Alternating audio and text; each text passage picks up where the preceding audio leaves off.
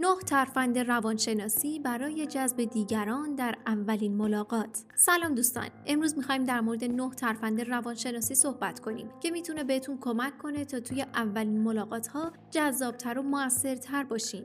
پس با ما همراه شید. اولین ترفند، منحصر به فرد باشید. یک ویژگی خاص برای خودتون انتخاب کنید و شخصیت خودتون رو با اون به دیگران معرفی کنید. این کار بهتون کمک میکنه تا توی ذهن دیگران ماندگار بشین. دومین ترفند، بلند پرواز باشید. وقتی از رویاها و اهداف خودتون صحبت میکنید، طوری بیان کنید که انگار فردا قرار است به حقیقت بپیوندن. این اعتماد به نفس باعث میشه دیگران به شما جذب بشن. سومین ترفند، اعتماد به نفس داشته باشید. یک واقعیت نانوشته وجود داره. اعتماد به نفس جذابیته. وقتی خودتون رو باور داشته باشین، دیگران هم شما رو جذاب میبینن. چهارمین ترفند، دائم الشکایت نباشید. افراد فرکانس منفی رو دوست ندارن. حتی اگه ناخواسته این احساسات رو منتقل میکنید، ممکنه دیگران از شما دوری کنن.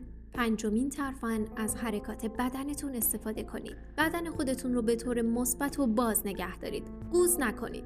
لبخند بزنید و از ارتباط چشمی هم غافل نشین. این حرکات نشون دهنده اعتماد به نفس و قدرت شماست. ششمین ترفند، قصه گوی بزرگی بشین. توانایی شما توی روایت داستان‌ها و شوخی‌ها میتونه دیگران رو بهتون جذب کنه، اما یادتون نره که زیاده روی نکنید. هفتمین ترفند، به چشم مخاطبتون نگاه کنید.